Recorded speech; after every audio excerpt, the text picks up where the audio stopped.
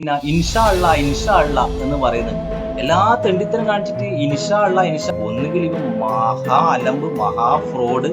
അനുമോള് കൈവന്ന് ഒരു 1,50,000 കൂടി വാങ്ങിച്ചു. കിതാബ് ഇടക്കൊന്ന് വായിച്ചു നോക്കണം ഷിയാസ്. അതിൽ കാര്യങ്ങളൊക്കെ എന്താണെന്ന് പറഞ്ഞിട്ടുള്ളത്. കടം വാങ്ങാനൊന്നും നബി പറഞ്ഞിട്ടില്ല. ബാക്കിയുള്ളവരുടെ പൈസ കൊണ്ട് ഇങ്ങനെ ദൂർത്തടിച്ച് ജീവിക്കണമെന്നും ആ കിതാബില് പറഞ്ഞിട്ടുണ്ടാവുന്നു. ചേട്ടാ ഒന്നും കൊഞ്ചാതെ എന്നെ വരില്ല. മരണം വരെ ഞാൻ പറഞ്ഞു, നീ എന്റെ മരണം വരെ ഞാൻ നിന്റെ മരണം വരെ ഉണ്ടാവും. മരിച്ചല്ലടി കൊഞ്ചല്ലേ. അപ്പോ ഷിയാസ് കരീമാണ് ഇന്നത്തെ ചർച്ചാ വിഷയം. ഇവനൊക്കെയാണല്ലോ ഇതിന്റെ ദൈവമേ ബീഫിന്റെ കാര്യം പറഞ്ഞിട്ട് ഞാനൊക്കെ സപ്പോർട്ട് ചെയ്തത്. ഞാൻ ഇവനെ സപ്പോർട്ട് ചെയ്തൊരു വീഡിയോ ചെയ്തായിരുന്നു ബീഫിന്റെ മറ്റേ അനുമോളായിട്ടുള്ള പ്രശ്നത്തില്. ഭയങ്കരമായിട്ടുള്ള BJPക്ക് എതിരെ ഭയങ്കരമായിട്ട് സംസാരിച്ച് കൊണ്ടുവന്നായിരുന്നല്ലോ. അപ്പോൾ അതിന് ഞാൻ ഇവനെ കുറച്ചൊന്ന് സപ്പോർട്ട് ചെയ്തിട്ട് ഒരു വീഡിയോ ഒക്കെ ചെയ്തിരുന്നു. അത് BJPന്റെ രാഷ്ട്രീയപരമായിട്ടുള്ള കളിയാണ് എന്നൊക്കെ പറഞ്ഞിട്ട്.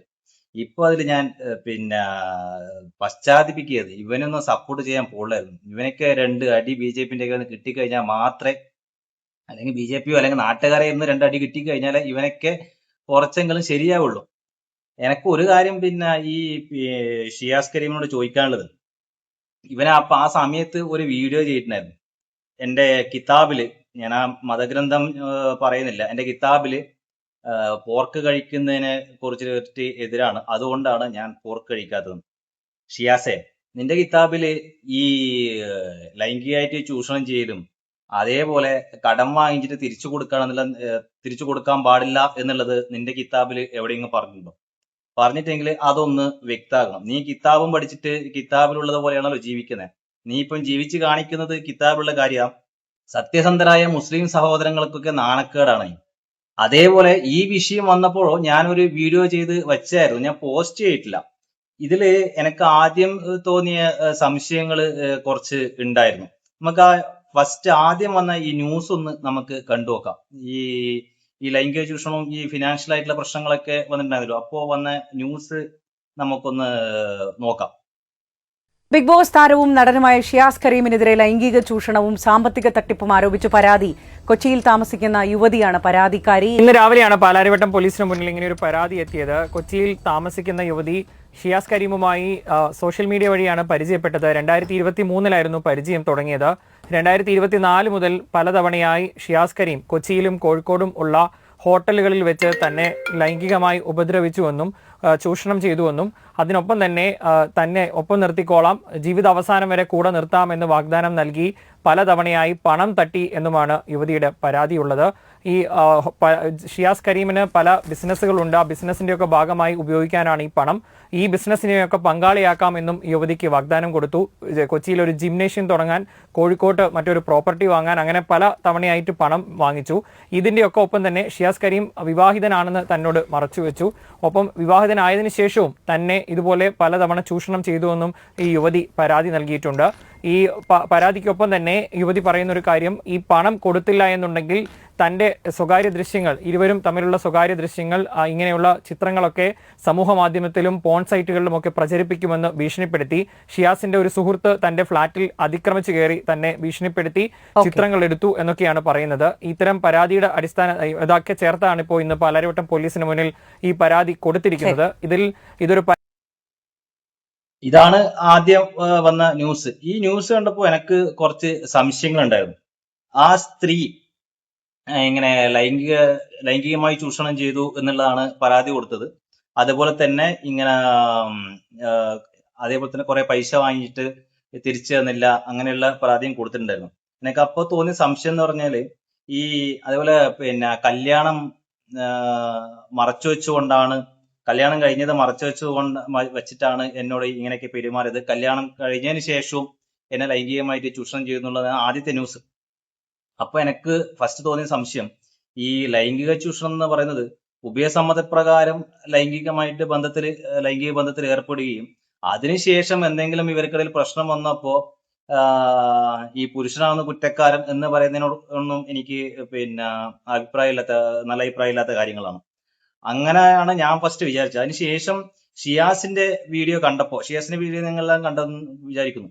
അതിൽ പറഞ്ഞത് ഓൾറെഡി ഞാനൊരു കേസ് ഈ സ്ത്രീക്ക് കൊടുത്തിട്ടുണ്ട്, അതിനെ എതിരെ ഡിഫെൻഡിങ് മോഡലുള്ള കേസാണ് ഇതെന്നാണ് ഷിയാസ് വീഡിയോയിലൂടെ നമുക്ക് മനസ്സിലായിട്ടുള്ളത്. അപ്പൊ 60 വയസ്സുള്ള സ്ത്രീ എന്ന് പറഞ്ഞപ്പോ എനിക്ക് സംശയം കൂടുതൽ എട്ടിച്ചു. അപ്പോ ഷിയാസിന്റെ ഭാഗത്ത് ന്യായമുണ്ട് എന്നുള്ള കാര്യമാണ് എനിക്ക് തോന്നിയത്. എന്നിട്ട് ഞാൻ വീഡിയോ ഒക്കെ ചെയ്തിട്ട് ഇരിക്കുമ്പോ എന്നാലും എനിക്കൊരു ചെറിയൊരു സംശയം, ഇങ്ങനെ ഓക്കെ ലൈംഗിക ചൂഷണം എന്ന് പറയുന്നത് ഓക്കെ, പക്ഷെ ഈ ഫിനാൻഷ്യൽ ആയിട്ടുള്ള കടം വാങ്ങിച്ച പൈസ ഒരു പ്രൂഫ് ഇല്ലാണ്ട് എന്തെങ്കിലുമായിട്ടൊരു പ്രൂഫ് ഉണ്ടാവുമല്ലോ. അങ്ങനെ ഉറപ്പിച്ചിട്ട് പറയണമെങ്കിൽ നിങ്ങൾക്ക് കാര്യമുണ്ടല്ലോ, ചിലപ്പോൾ ഇതിന്റെ ന്യൂസ് ഇനിയും കുറച്ചും കൂടി ഡെവലപ്പ് ചെയ്തിട്ട് വരെയായിരിക്കും എന്ന് വിചാരിച്ചിട്ടാണ് വെയിറ്റ് ചെയ്തത്. നമ്മ അതിൽ കടക്കുന്നതിന് മുമ്പേ ഷിയാസ് ആ പറഞ്ഞ വീഡിയോ കണ്ടു കഴിഞ്ഞാലേ നിങ്ങൾക്ക് വീഡിയോന്റെ ഒരു കിട്ടുള്ളൂ. അതുകൊണ്ട് ആ വീഡിയോ കണ്ടിട്ട് നമുക്ക് ബാക്കി കാര്യങ്ങളിലേക്ക് പോവാം. എന്റെ പേരിലൊരു പീഡന പരാതി വരുന്നുണ്ടെങ്കിൽ അപ്പൊ അതിന്റെ ഒരു ചെറിയൊരു ഇതാട്ടോ. ഈ സ്ത്രീക്ക് ഒരു 60 വയസ്സുണ്ട്. എനിക്ക് അവരെ വിവാഹ വാഗ്ദാനം നൽകി പീഡിപ്പിക്കേണ്ട ആവശ്യമില്ല, അത് വേറെ. പിന്നെ എന്റെ കല്യാണം കഴിഞ്ഞപ്പോ 1-2 വർഷമായി. എനിക്കൊരു കുട്ടിയുണ്ട്, ഞാൻ മാന്യമായിട്ടാണ് ജീവിക്കുന്നത്. എനിക്ക് സ്ത്രീകളായിട്ട് ഇടപെടുമ്പോൾ തന്നെ ചെറിയൊരു പേടിയുള്ളൂ. കാരണം ഇതിനു മുമ്പ് എനിക്ക് ഇങ്ങനെ ഒരു ആരോപണവും ഈ പറഞ്ഞ കള്ളക്കേസൊക്കെ ഉള്ളതുകൊണ്ട് ഞാൻ വളരെ കെയർഫുള്ളാണ്. പിന്നെ ഈ സ്ത്രീക്ക് 10-60 വയസ്സുണ്ട്. അതുപോലെ എന്റെ കുടുംബമായിട്ട് അത്ര അടുപ്പമുള്ള ഒരു സ്ത്രീയാണ്. എന്റെ കല്യാണത്തിനും എന്റെ എല്ലാ പരിപാടിക്കും, എന്റെ റിസപ്ഷൻ, അബുദാബിയിലെ പരിപാടിക്ക് എല്ലാ പരിപാടിയും എന്നെ അറിയുന്ന എല്ലാവർക്കും അറിയാം. അവരെ പിന്നെ പേരും ഒന്നും ഞാൻ പറയുന്നില്ല, കാര്യം ഇപ്പൊ കേസ് നിൽക്കല്ലേ, എനിക്ക് എഫ്ഐആർ ഒന്നും അറിയില്ല. ബട്ട് ഇത് ഞാനൊരു ഇതാട്ടോ ഒരു ക്ലിയർ പറഞ്ഞാണ്. അപ്പോ സംഭവം എന്ന് പറഞ്ഞാല് എന്റെ ഭാര്യയിൽ നിന്നും എന്റെ ഉമ്മയിൽ നിന്നും ഇവർ കുറച്ച് സ്വർണം വാങ്ങിച്ചിട്ടുണ്ട്. പിന്നെ പെങ്ങളെ നിന്ന് വാങ്ങിച്ചു. ഇതൊന്നും ഞാൻ അറിയുന്നില്ല. ഇത് കുറച്ച് പ്രശ്നമായി കഴിഞ്ഞപ്പോഴാണ് ഇതൊക്കെ ഞാൻ കാരണം എന്റെ ഫാമിലിയിൽ കയറി കുറച്ച് പേഴ്സണൽ കാര്യങ്ങൾ ഇടപെടുകയും അതിൽ കുറച്ച് പ്രശ്നമായി കഴിഞ്ഞപ്പോഴാണ് ഞാനിത് അറിയുന്നത്. കാശും സ്വർണ്ണമൊക്കെ വാങ്ങിച്ച കേസൊക്കെ. അങ്ങനെ ഞങ്ങളോട് യാത്ര ചെയ്യും. അങ്ങനെ ഞങ്ങൾ കുറച്ച് പൈസ എന്റെ ഉമ്മക്ക് അയച്ചു കൊടുത്തിട്ടുണ്ട്, പെങ്കജ് എനിക്ക് അയച്ചിട്ടുണ്ട്. അങ്ങനെ കുറച്ച് പൈസ ഈ ഫ്ലൈറ്റ് ടിക്കറ്റ് എടുക്കാൻ അങ്ങനെയൊക്കെ ആയിട്ട് കുറച്ച് പൈസ അങ്ങോട്ട് ഇങ്ങോട്ടൊക്കെ ട്രാൻസ്ഫർ ചെയ്തിട്ടുണ്ട്. അത് ഓക്കെ. ഇതിന് മുമ്പ് ഇവര് ഇങ്ങനെ സോഷ്യൽ മീഡിയയിൽ എന്നെ പറ്റി ഇങ്ങനെ ഭയങ്കരമായിട്ട് ഭീതിപ്പെടുത്തി എന്നെ, ഞാൻ അവരത് കോടികൾ പറ്റിച്ചു, ബിസിനസ് ചെയ്യാം, അങ്ങനെ കുറെ സാധനം ചെയ്തപ്പോൾ ഞാൻ ഇവരുടെ പേരിൽ കേസ് കൊടുത്തു. ആ കേസ് ഫയൽ ചെയ്ത് ഇവർക്ക് നോട്ടീസ് തന്നപ്പോൾ ഇവരെന്റെ പേരിൽ ഇപ്പൊ ഒരു കള്ളക്കേസായിട്ട് വന്നേക്കാണ്. ഞാൻ അവരെ പീഡിപ്പിച്ചു. ഈ പീഡിപ്പിച്ചു എന്നൊക്കെ പറഞ്ഞു കഴിഞ്ഞാൽ എനിക്ക് കേരള പോലീസിലും അതുപോലെ ലോയിലൊക്കെ ഭയങ്കര വിശ്വാസമുള്ള ആളാണ്. കാര്യം ഞാൻ ഇതിനും ഒരു സാധനം ഫൈറ്റ് ചെയ്ത ഒരാളാണ് കള്ളക്കേസിൽ. അപ്പൊ ഇത് ഞാൻ അതുപോലെ തന്നെ ഫൈറ്റ് ചെയ്യും. അപ്പൊ ഇതിൽ എനിക്ക് വിശ്വാസമുണ്ട്. അപ്പൊ ഇതിന് ഒരു ക്ലാരിറ്റി പറയുകയാണെങ്കിൽ, കാര്യം ആ സ്ത്രീ എന്ന് പറഞ്ഞാൽ ചെറിയ പെണ്ണൊന്നല്ല കേട്ടോ. ഞാൻ ഇപ്പോഴും പറയുന്നു, 10 എന്റെ ഉമ്മാടെ പ്രായമുണ്ട്. അപ്പൊ ഇത് പറയാൻ വേണ്ടി ഞാൻ വന്നാണ്. ഞാൻ എന്താ പറയുക, ഞാൻ തലയോർത്ത് നടക്കുന്ന ഒരു മനുഷ്യനാണ്. എന്ത് പ്രശ്നം വന്നാലും എന്റെ നിലപാടിൽ ഒരു മാറ്റില്ലാത്ത ആളും കൂടെ. എനിക്ക് അത്രയും ധൈര്യമുണ്ട്. എന്റെ കുടുംബം, എന്റെ എല്ലാ ആളുകളും എന്റെ കൂടെ ഉള്ളതാണ്. എന്നെ സ്നേഹിക്കുന്ന ആളുകളൊക്കെ എന്റെ കൂടെ ഉള്ളതാണ് കേട്ടോ. എനിക്ക് അത്രയും ധൈര്യമുള്ള ആളാ. എന്ത് പ്രശ്നം വന്നാലും ഞാൻ ഫൈറ്റ് ചെയ്യുന്നതാണ്. എന്റെ നിലപാട് അതാണ്. Okay, thank you. അപ്പോ ഇതാണ് ആ ഷിയാസ് ഫസ്റ്റ് കേസ് വന്നപ്പോൾ അതിനെതിരെ എക്സ്പ്ലനേഷൻ ചെയ്തിട്ടുകൊണ്ട് സംസാരിച്ച വീഡിയോ. ഇത് കാണുമ്പോൾ ഷിയാസിന്റെ ഭാഗത്ത് തെറ്റൊന്നുമില്ല എന്നുള്ള കാര്യം നമുക്ക് ചെറിയതായിട്ട് തോന്നും. അപ്പോഴാണ് ഇപ്പോ ഷിയാസിന്റെ വോയിസ് ക്ലിപ്പ് മാധ്യമങ്ങളിലൂടെ പുറത്തു വിട്ടത്. അത് ഫസ്റ്റ് എനിക്ക് തോന്നുന്നു കർമ്മ ന്യൂസാണെന്ന് പുറത്തു വിട്ടതെന്ന് തോന്നുന്നു. ഈ കർമ്മ ന്യൂസും ജനം TV ഒക്കെ ഇനി എടുത്തിട്ട് അലക്കും ഷിയാസിനെ. കാരണം എന്ന് വെച്ച് കഴിഞ്ഞാൽ ഓൾറെഡി BJP-നെ വല്ലാണ്ട് ചൊറിഞ്ഞിട്ട് നിൽക്കുന്ന ചെങ്ങയ്യ എടുത്തിട്ട് അളക്കുന്നുള്ള കാര്യത്തിൽ ഒരു സംശയവും വേണ്ട. അതേപോലെ ഈ കർമ്മ ന്യൂസും ജനം TV മാത്രമല്ല, ബാക്കിയുള്ള പിന്നെ എല്ലാ ചാനലുകളും ഇവ മുമ്പ് ഇതേപോലത്തെ ഒരു സമാന രീതിയിൽ ഒരു കേസ് വന്നപ്പോ മാധ്യമങ്ങളെ മൊത്തമായിട്ട് അടച്ചാക്ഷേപിച്ച ചെങ്ങയ്യാണ്. അതെന്തായാലും ആ ഒരു പക എന്തായാലും മാധ്യമങ്ങളുടെ ഭാഗത്തുണ്ടാവും, നല്ലോണം കിട്ടുകയും ചെയ്യും.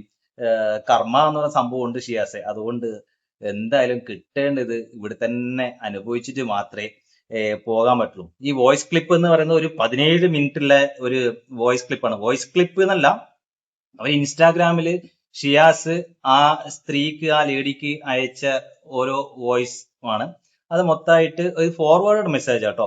എനിക്ക് തോന്നുന്നു ഈ ലേഡി പോലീസിന് കൊടുത്തതോ അല്ലെങ്കിൽ ന്യൂസ് ചാനലിന് കൊടുത്തതോ എന്നാണ്. അതിൽ പച്ചക്ക് കുറെ കാര്യങ്ങൾ പറയുന്നുണ്ട്. ആ ലേഡീന്റെ പേരും അതിൽ യൂസ് ചെയ്തിട്ടുണ്ട്. പിന്നെ അതൊക്കെ ഞാൻ മ്യൂട്ട് ചെയ്തിട്ടോ അല്ലെങ്കിൽ കട്ട് ചെയ്തിട്ടോ മാത്രമേ കാണിക്കാൻ പറ്റുള്ളൂ. ഇത് കുറച്ച് ലെങ്ത്തിലെ വീഡിയോ ആണ്, അതുകൊണ്ട് സഹകരിച്ചിട്ട് എല്ലാവരും മൊത്തമായിട്ട് വീഡിയോ കാണാം. ഇതില് ഞാൻ മുമ്പേ കാണിച്ച വീഡിയോ ഷിയാസ് പറയുന്നുണ്ട്, പിന്നെ അമ്മേന്റെ കയ്യിൽ നിന്നോ അല്ലെങ്കിൽ പെങ്ങളെ കയ്യിൽ നിന്നോ ഇങ്ങനെ സ്വർണം വാങ്ങിച്ചിട്ട് പോയായിരുന്നു അതിനെതിരെയാണ്. എനിക്ക് തോന്നുന്നു ഈ പെണ്ണുങ്ങളെ കയ്യിൽ നിന്ന് ഈ സ്ത്രീന്റെ കയ്യിൽ നിന്ന് ഒരുപാട് പൈസ ഇവൻ വാങ്ങിച്ചിട്ടുണ്ട്. ആ വാങ്ങിച്ച പൈസ തിരിച്ചു കിട്ടാത്തേരം അവര് ആ വീട്ടിൽ പോയിട്ട് അവിടുത്തെ സ്ത്രീകളോട് പിന്നെ ഇവന്റെ ഫാമിലീസ് മെമ്പറോട് ഇങ്ങനെ സ്വർണം ഇതൊക്കെ വാങ്ങിച്ചു തന്നിട്ടാണ് എനിക്ക് തോന്നുന്നു. നമുക്ക് എന്തായാലും അതിന്റെ ഒരു വോയിസ് ക്ലിപ്പിന്റെ കുറച്ച് ഭാഗങ്ങൾ നമുക്ക് കേൾക്കാം. തോന്നലാണ് നീ ആരുമില്ല, നീ ആരാന്ന് എനിക്കറിയാലോ. പിന്നെ നീ ചുമ്മാ ഇരുന്ന് കൊഞ്ചല്ല, മോന്തക്കിട്ട് അടിക്കൂട്ടോ. പിന്നെ നോമ്പോറെടുത്തണ്ടേ, പിന്നെ അവിടെ വർക്ക് എടുക്കുന്നുണ്ട്, പിന്നെ എക്യുപ്മെന്റ്സിന് അഡ്വാൻസ് കൊടുക്കണം. അങ്ങനെ കോയമ്പത്തൂരിലും പോകേണ്ടി വരും ചിലപ്പോൾ നോമ്പിന്. മാഷാ അല്ലാ, ദുആ ചെയ്യട്ടാ. മറ്റേത് കിട്ടാണെങ്കിൽ അയക്കട്ടെ എനിക്ക്. ഈ ഒന്നിട്ട് പിന്നെ 10 തന്നായിട്ടാ ഒരുമിച്ച് തന്നാൽ മതി, അല്ലെങ്കിൽ പണി പാടും. അക്കൗണ്ടിലും വേണ്ട, മറ്റൊന്ന് തന്ന കയ്യിൽ പണിക്കാശ് പടപടാന്ന് പണിയും ചെയ്ത് തീർക്കാമല്ലോ. പറയണ്ട, രാവിലെ തന്നെ ഒരു 30-35,000 രൂപ ഉമ്മ കൊടുത്ത്. ഇന്നലെയും വീട്ടിലെ സൈഡിൽ പണിയെടുക്കുന്നുണ്ട്. പറയണ്ട, ഇപ്പോൾ തന്നെ ഒരു 1,00,000 രൂപ അടുത്തായി. എന്തൊരവസ്ഥയാണ് പഠിച്ച. ഫിനാൻഷ്യലി ഒന്ന് സ്റ്റഡി ആകുമ്പോഴത്തേനും വീണ്ടും ഓരോ പണികളായിട്ട് വരും വീട്ടിലെ. ഒന്നും പറയണ്ട, 1,00,000 രൂപ അത് എന്തിനു പോയിന്ന് അറിഞ്ഞില്ല. അല്ല, ബാംഗ്ലൂര് ഞാനാകെ പെട്ടിക്കടി. എൻ്റെ ഒരു പൈസ ഇല്ല.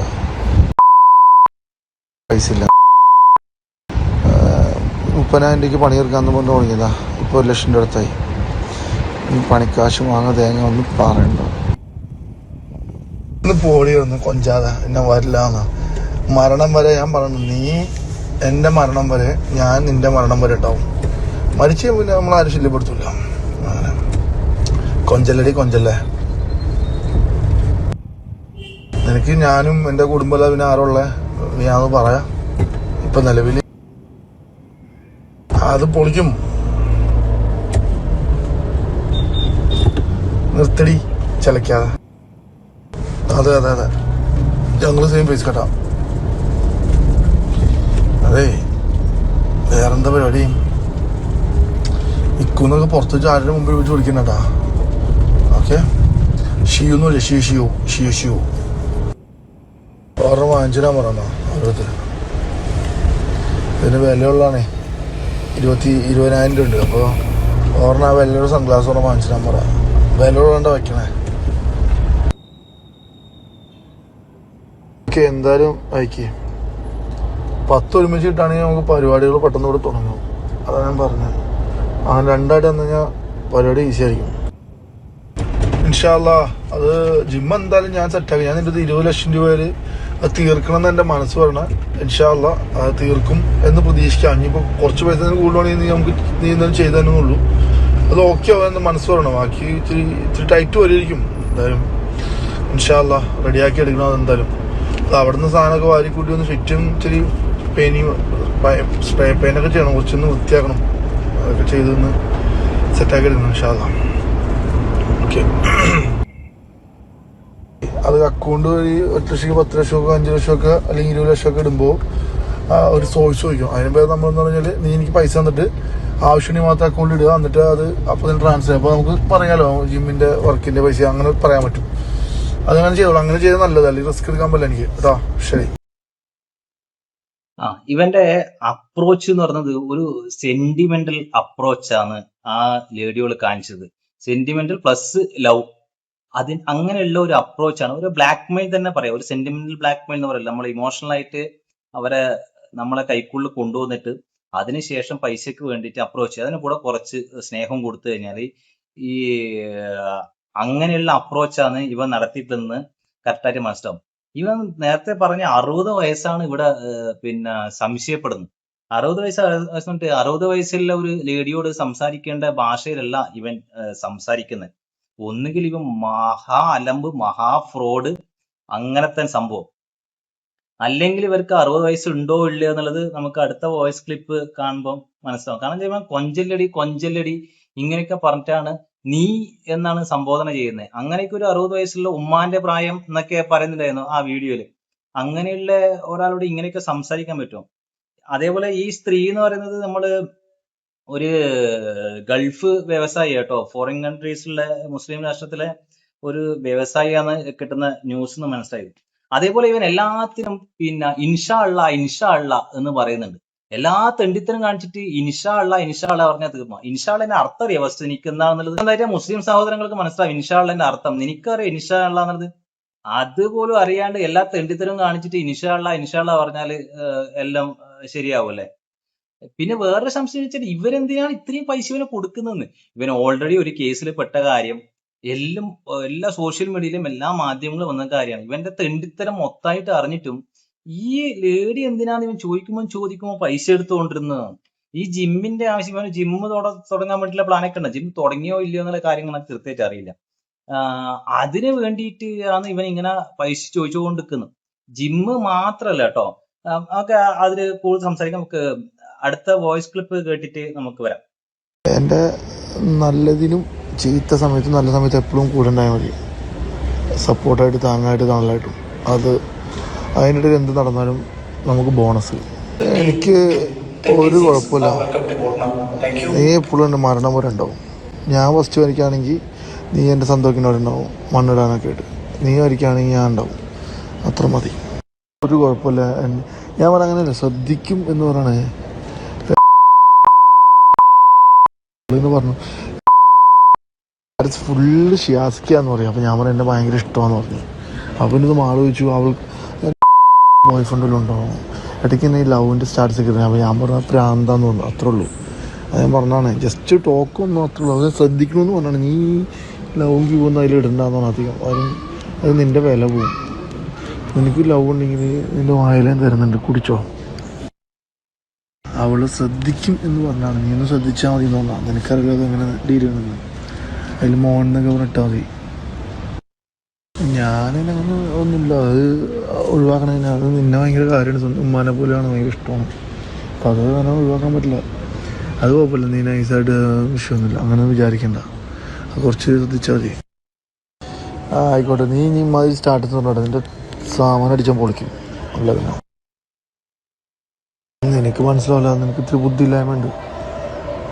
എൻ്റെ ഈ സ്റ്റാറ്റസുകളിലൊക്കെ ഒന്ന് കുറച്ചോട്ടോ. കാര്യം എൻ്റെ ഫോട്ടോ അധികമൊന്നും ഇടണ്ട, നമുക്ക് ചിലപ്പോൾ പണി കിട്ടും. ബ്രദറിൻ്റെ അടുത്ത് അന്ന് കൊടുത്തില്ല ആ കുറച്ച് പൈസ, നീ കൊടുത്ത് 10 ലക്ഷം രൂപ നീ കൊണ്ട് ആർക്കും കൊടുത്തിട്ടില്ല. അത് വാങ്ങിച്ചിട്ട് നമുക്ക് ജിമ്മിൻ്റെ കുറച്ച് പണികൾ സെറ്റ് ചെയ്തിട്ട് ജിമ്മൊന്ന് കയറ്റി കഴിഞ്ഞാൽ നമുക്ക് ഇച്ചിരി റേഞ്ച് മാറും.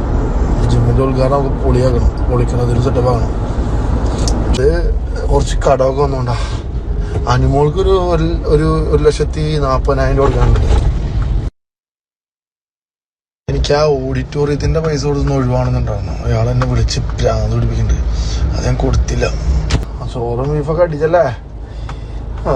ഇന്നലെ പരിപാടി ഇതിൻ്റെ കാശ് കൊടുക്കണം, ഓഡിറ്റോറിയത്തിൻ്റെ പൈസ കൊടുക്കണം, അങ്ങനെയൊക്കെ ആയിട്ട് ഞാൻ ഓട്ടത്തിലായിരുന്നു. പൈസ തെറ്റായില്ല. എന്നോട് പറഞ്ഞില്ലേ, അവള് നല്ല കുട്ടിയാ, പാവാണ്. അവർക്ക് സ്നേഹം കിട്ടാത്തതിനൊരു ബുദ്ധിമുട്ടുള്ളൂ. ഞാൻ അത് കൊടുക്കും. നിന്റെ സപ്പോർട്ടും ദുആയുണ്ടെങ്കിൽ തന്നെ പകുതി ഓക്കെയാ. നെജ് എൻ്റെ കൂടെ ഉണ്ടായാൽ മതി. അവൾക്കൊരു ഐഫോണെങ്കിലും വാങ്ങിച്ചു കൊടുക്കുന്നുണ്ടായിരുന്നു സമ്മാനമായിട്ട്, ഗിഫ്റ്റ്. അത് ഞാൻ വാങ്ങിച്ചിട്ടില്ല. ഞാനിപ്പോൾ എവിടെ നിന്ന് കടമൊക്കെ വാങ്ങിക്കേണ്ടി വരും എന്നുള്ള ഒരു വിഷമമാണ്. തല കുലിക്കുന്ന എനിക്ക് ഇഷ്ടമല്ല ആൾക്കാരുടെ മുമ്പിൽ. എന്ത് ചെയ്യുന്നു? ഇവിടെ വലിയ കിട്ടാൻ വേണ്ട, മറ്റാ എന്തിനും പൈസ ഒന്നും കിട്ടാൻ വേണ്ട. ഒരു 1-2 ലക്ഷം രൂപ. അതെ, എന്തായി? റൂമിൻ്റെ പൈസ ചോദിക്കുന്നുണ്ട്. പിന്നെ എനിക്ക് സുന്ദരി അവരെക്കാളൊക്കെ ചെറിയ കിട്ടിയ ഈ റൂമിന് റെന്റ്, ഫുഡ് എല്ലാം കൂടി ആകെ പെട്ടു. ഞാൻ പണ്ടാറങ്ങോട്ട് എന്താ ചെയ്യാം. നിനക്കപ്പോൾ എന്നെ വേണ്ടല്ലോ? ആയിക്കോട്ടെ, ശരി എന്നാ പറ, കുഴപ്പമൊന്നുമില്ല. ശരി എന്നാ, ഇപ്പം എന്നെ വേണ്ടല്ലേ. ഞാൻ പെണ്ണിട്ടാൽ നിനക്ക് റെസ്റ്റ് ഒന്നും ഉണ്ടാവില്ല കേട്ടോ. ഞാൻ ഇടയ്ക്കിടയ്ക്ക് അങ്ങോട്ട് വരും നല്ല ഭക്ഷണം കഴിക്കാൻ വേണ്ടിയിട്ട്. അത് മതി, എന്നെക്കാൾ വലുതാരും വേണ്ട. ശരി, അതാണ്, അത് കേട്ടാൽ മതി. എനിക്ക് ഓളെ കെട്ടണം. അങ്ങനെ എനിക്കും വേണ്ട ഒരു ജീവിതമൊക്കെ. എനിക്ക് എൻ്റെ കൊച്ചിനെയൊക്കെ എടുത്തൊരു പൊന്നാരിപ്പിക്കണ്ടേ. ഇതൊക്കെ കേൾക്കുമ്പോൾ ഇവനെ എടുത്തിട്ടിട്ട് അലക്കാൻ തോന്നുന്നു. പിന്നെ ഫുള്ളായിട്ട് ഇമോഷണലി, ഞാൻ നേരത്തെ പറഞ്ഞ പോലെ ഇമോഷണലി ബ്ലാക്ക്മെയിലാണ് ചെയ്യുന്നത്. ആ ലേഡിനെ അങ്ങോട്ടും ഇങ്ങോട്ടും അനങ്ങാണ്ട് ഇവനെ ഇങ്ങനെ പൈസ പൈസ പൈസ പൈസ പൈസ ഇങ്ങനെ ചോദിച്ചുകൊണ്ടിരിക്കാം. ഇവരെനക്ക് തോന്നുന്നു ഇവരെ ഫാമിലി ഫ്രണ്ട് ആട്ടോ. ഇവരെ ഉമ്മയായിട്ടും ബാക്കിയുള്ളവരായിട്ടും ഒക്കെ അടുപ്പുണ്ട് എന്നാണ് പിന്നെ വോയിസ് ക്ലിപ്പിലൂടെ മനസ്സിലാവുന്നത്. അതേപോലെ അതായത് ഇവർ വാട്സപ്പ് സ്റ്റാറ്റസ് ഇട്ട് കഴിഞ്ഞാല് അവരെ ഫാമിലീസ് ആരോരെ പറ്റി പറഞ്ഞായിരുന്നു, അവർക്ക് ഇത് കാണാൻ പറ്റുന്നുണ്ട്. അതേപോലെ ഈ വോയിസ് ക്ലിപ്പിൽ ഈ പെണ്ണുങ്ങളെ പേര് പറയുന്നുണ്ട്, അതൊക്കെ ഞാൻ മ്യൂട്ടേറ്റ് കാണിക്കുള്ളൂ. പിന്നെ ഇങ്ങനെ വാട്സപ്പ് സ്റ്റാറ്റസ് കാണുന്നുണ്ട്, ഷിയാസ് കരീമിന്റെ അടുത്ത് ഹാർട്ട് വെച്ചിട്ട് കാണുന്നുണ്ട് എന്ന് പറയുമ്പോൾ, അപ്പോൾ ഇവരെ നമ്പർ അവരെ ഫാമിലീസിന്റെ കയ്യിലുണ്ട്, ഇവർക്ക് ഒരു അടുത്ത ബന്ധം ഉണ്ടെന്നാണ് ഇതിൽ കൂടെ മനസ്സിലാവുന്നുള്ളത്. പിന്നെ ഇവൻ ലൈംഗികമായിട്ട് ചൂഷണം ചെയ്യുന്നില്ല എന്ന് പറയുന്നെങ്കിൽ അടിച്ച് വായിൽ തരും, അതേപോലെ തന്നെ നിന്റെ സാമാനം അടിച്ച് തീർക്കുന്ന ഇത്ര സ്വാതന്ത്ര്യത്തോടെ പറയണമെങ്കിൽ അവര് തമ്മിൽ എന്തെങ്കിലും ഒരു ബന്ധം ഉണ്ടായിട്ടുണ്ടോ? എനിക്ക് ഇപ്പം ഒരു ജീർണിക്കാത്ത സംഭവം ചോദിച്ചു കഴിഞ്ഞാല്, ഈ 60 വയസ്സ് എന്ന് പറയുന്ന ഒരു സ്ത്രീയോടാണോ നീ ഇങ്ങനെയൊക്കെ കളിക്കുന്നതിന്റെ പൊന്നു ഷിയാസ്? നീ ഒരു ഭൂലോക ഫ്രോഡാണോ, ഭൂലോക തെണ്ടിയാണോ, എന്നാ നിന്നെ വിളിക്കേണ്ടതെന്ന് മനസ്സിലാവുന്നില്ല. മനുഷ്യജന്മല്ലാന്ന് തോന്നുന്നു. ഒരേ പൈസ പൈസ പൈസ പൈസക്ക് വേണ്ടിയിട്ടാണ് ഇത്രയും കളിക്കുന്നത്. എനിക്ക് ഈ സെലിബ്രിറ്റികള്, ഈ മിനി സെലിബ്രിറ്റികള്, ഒരു നോർമൽ സെലിബ്രിറ്റികളൊക്കെ കാണുമ്പോൾ എനിക്ക് തോന്നുന്നു ഇവർക്ക് ഉദ്ഘാടനങ്ങളും ബാക്കിയുള്ള കാര്യങ്ങളുമായിട്ട് കുറെ പൈസ ഉണ്ടാകും. ആക്ച്വലി ഇവരെ ഒരു പൈസ ഇല്ലാന്ന് തോന്നുന്നു. ഇവര് പൈസ അങ്ങോട്ടും ഇങ്ങോട്ടും കടം വാങ്ങിച്ചിട്ട് ലോൺ എടുത്തിട്ട്, നമ്മളെല്ലാം സാധാരണക്കാർക്കെല്ലാം ലോൺ ഉണ്ടാവും, നമ്മളത് കൃത്യമായിട്ട് അടക്കും. ഇത് ആളുകളെ പറ്റിച്ചിട്ട് പൈസ ഉണ്ടാക്കുക, ലോണ്, കാറ് ലോണ്, ഇവരെ ലക്ഷറി ലൈഫിന് വേണ്ടിയിട്ട് ബാക്കിയുള്ളവരെ ജീവിതം കുട്ടിച്ചോറാക്കാം. ഇതാണ് ഇവരെ പരിപാടി. ഞാൻ എല്ലാ സെലിബ്രിറ്റികളെല്ലാം പറയുന്നത്. പക്ഷെ ഇപ്പൊ കാണുമ്പോൾ നമുക്ക് അങ്ങനെ തോന്നും, നമ്മൾ സാധാരണക്കാരായ ജനങ്ങൾ നമ്മൾ എങ്ങനെയാ ജീവിക്കണം? നമ്മൾ ലോൺ ഉണ്ടാവും, പേഴ്സണൽ ലോൺ ഉണ്ടാവും, EMI ഉണ്ടാവും, ഒരു ഫോൺ, ഇവന് ഐഫോണേ പറ്റത്തുള്ളൂ, മറ്റേ വില കൂടിയ കാറിൽ മാത്രമേ സഞ്ചരിക്കാൻ പറ്റുള്ളൂ. പക്ഷെ ഇതിനൊന്നും പൈസ ഉണ്ടാവില്ല കൈമ. പക്ഷെ ബാക്കിയുള്ളവരെ പൈസ വേണം. അതെങ്ങനെയല്ലോ പറഞ്ഞ് പറ്റിച്ചിട്ട് ഈ സെലിബ്രിറ്റി എന്നുള്ള മുഖം മൂടി അണിഞ്ഞുകൊണ്ട് ഇവർക്ക് എടുത്ത് കൊടുക്കുമല്ലോ. സെലിബ്രിറ്റി ആയതുകൊണ്ട് നമുക്ക് ഈ സെലിബ്രിറ്റിക്ക് എന്ത് വേണം കൊടുക്കാന്നുള്ളത്. അങ്ങനെ എടുത്തു കൊടുത്തിട്ട് പറ്റിക്കപ്പെട്ടിട്ട് ലാസ്റ്റ് പോയിട്ട് കേസും വഴക്കവും കൂട്ടാനായിട്ട് ജീവിച്ചോളാം. ഇതാണ് പരിപാടി. എന്റെ കൈമ 5 പൈസയില്ല. ജിമ്മ് സ്റ്റാർട്ട് ചെയ്യാൻ പോകുന്നു, അതിന് പൈസയില്ല. കല്യാണം കഴിക്കാൻ പോകുന്നു, അതിന് പൈസയില്ല. റെന്റ് എടുത്തിട്ട് താമസിക്കുന്നു, റെന്റ് കൊടുക്കാൻ പൈസയില്ല, ഫുഡ് കൊടുക്കാൻ പൈസയില്ല. ഇവന്റെ ആകെ മൊത്തം എല്ലാ കാര്യങ്ങളും നോക്കിയത് ഈ സ്ത്രീയാണ്, ഈ ലേഡിയാണ്. അതിനെല്ലാത്തിനും ഈ പെണ്ണുങ്ങളോട് അത് അത്രയും വോയിസ് ക്ലിപ്പിൽ ഓരോ കാര്യങ്ങൾ പറഞ്ഞിട്ട് അതിനിടക്ക് കുറച്ച് ലവ് ഇട്ട് കൊടുക്കും, കുറച്ച് ഒരു സെക്സ് ടോക്ക് ഇട്ട് കൊടുക്കും, എന്നിട്ട് പൈസ ചോദിക്കാം. ഇതിനൊക്കെ വീഴുന്ന പെണ്ണുങ്ങളുണ്ടല്ലോ, ഇത്രയൊക്കെ പഠിച്ചിട്ടും നിങ്ങൾക്കൊക്കെ എന്തുകൊണ്ടാണ് ഇതൊക്കെ മനസ്സിലാകാൻ പറ്റാത്തത് എന്നുള്ള ചിന്തിച്ചിട്ടാണ് നമുക്ക് പ്രഷർ കയറുന്നത്. ഇങ്ങനത്തെ ഭൂലോക ഫ്രോഡിനൊക്കെ ഫസ്റ്റ് തന്നെ മനസ്സിലാക്കില്ലേ, കല്യാണം കഴിയുന്നതിന് മുമ്പ് തന്നെ പറ്റിച്ചു. അതിനുശേഷം കല്യാണം കഴിഞ്ഞതിന് ശേഷം എന്റെ മോനെ കൊഞ്ചിക്കണല്ലോ, ഇങ്ങനെയൊക്കെ പറഞ്ഞ് പറ്റിക്കുമ്പോൾ നിങ്ങൾക്ക് തോന്നൂല്ലേ, ഒരു സംശയം വരില്ലേ ഇവനെ പറ്റിക്കുകയാണെന്നുള്ള കാര്യം. എന്നിട്ടും അവന്റെ കൂടെ സമയം ചെലവഴിക്കുക, ഒക്കെ ചോദിച്ച പൈസ ഒക്കെ കൊടുക്കുക, ഇല്ലാതെ വേറെ അടുത്ത് കടം വാങ്ങിച്ചു കൊടുക്കുക. അതിലാ പറഞ്ഞത് ഏതോ മുജീബിന്റെ അടുത്ത് പൈസ വാങ്ങിച്ചിട്ട് ആ നിലക്കെ പറയുന്നുണ്ട്. ഇവിടുത്തെ പൈസ ഇല്ലാത്ത വേറെ അടുത്ത പൈസ വാങ്ങിച്ചു കൊടുക്കുക. ഇതൊക്കെ എന്തിനു വേണ്ടിയിട്ടാണ്, എന്ത് കണ്ടിട്ടാണ് ഇവന്റെ കൂടെ ഒക്കെ പോകുന്നതെന്നാ മനസ്സിലാവാത്ത. ലാസ്റ്റ് എല്ലാം പെട്ടല്ലോ. ഇനി ഇത് കേസും കൂട്ടാണെങ്കിൽ കഴിയുമ്പോൾ ഇത് ഇപ്പോഴൊന്നും പൈസ കിട്ടാൻ ചാൻസ് ഇല്ല. എന്തായാലും ഷിയാസ് ഇത് സ്ട്രോങ് ആണെങ്കിൽ ഇപ്പോ FIR ഒക്കെ ഇട്ടിട്ടുണ്ടെന്നാണ് അറിയാൻ കഴിഞ്ഞത് ന്യൂസിലൂടെ. ഇത് കേസ് സ്ട്രോങ് ആണെങ്കിൽ ഇതൊക്കെ പ്രൂഫായിട്ട്, തെളിവായിട്ട് പോലീസിന്റെ കയ്യിലുണ്ടാവും. ഇതൊക്കെ ഡിജിറ്റൽ തെളിവ് തന്നെയാണ്. ഇപ്പൊ നമ്മൾ ന്യൂസ് ചാനൽ കൊടുക്കാത്ത കുറേയധികം തെളിവ് എന്തായാലും പോലീസ് ശേഖരിച്ചിട്ടുണ്ടാവും, ബാക്കിയുള്ള കാര്യങ്ങൾ. പിന്നെ ഈ വോയിസ് ക്ലിപ്പ് എന്ന് പറഞ്ഞാൽ ഓൺലി ഷിയാസിന്റെ ശബ്ദം മാത്രമേ ഉള്ളൂ. ഷിയാസ് പറഞ്ഞ വോയിസ് ക്ലിപ്പ് മാത്രമേ ഉള്ളൂ. ആ ലേഡി സംസാരിക്കുന്ന വോയിസ് ക്ലിപ്പ് ഇല്ല. എന്തായാലും അത് ഒരു ഗിവ് ആൻഡ് ടേക്ക് റിപ്ലൈയും അതിന് ഉത്തരം പറയുന്നതായിട്ടുള്ള സംഭവം തന്നെയാണ്. പക്ഷെ അത് ഷിയാസിനെ മാത്രമേ അത് കാണിക്കാൻ കഴിയില്ല, കാരണം വിക്ടിം ആണല്ലോ. അതുകൊണ്ട് സൗണ്ടോ അതിൽ ബാക്കിയുള്ള കാര്യങ്ങളൊക്കെ പുറത്തു വിടാൻ കഴിയില്ല. എന്തായാലും പോലീസ് തെളിവൊക്കെ ശേഖരിച്ചിട്ടുണ്ടാവും.